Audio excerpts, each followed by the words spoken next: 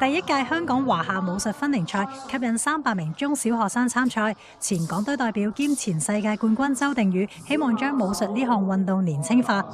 今屆第一屆華夏武術分齡賽咧，其實我最主要嘅目的，希望可以將武術啦推廣去各界嘅層面啦，同埋今次我最主要係喺幼兒組嗰方面咧落得功夫比較多啲嘅，因為我好希望咧從小朋友咧由幼兒開始咧接觸到中國武術啦，同埋佢嘅文化。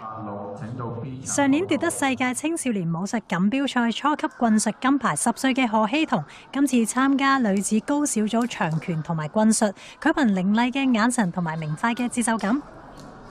最終以超班嘅表現贏得2面嘅金牌，連同全能攞到3金。我滿意我自己嘅表現，因為我覺得係用到我嘅實力去做呢個嘅武術比賽。至於另外2名港隊代表讀緊中2嘅姜博海，出戰男子初中組長拳、槍術、劍術3個項目，聯同全能都成功奪金。263號運動員。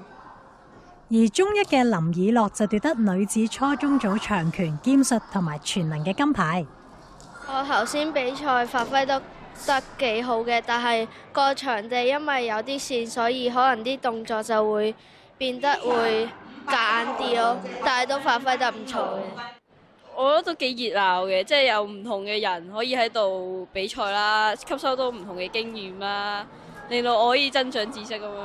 今次賽事之後，幾位香港青少年隊代表就會全力備戰亞青選拔賽啦。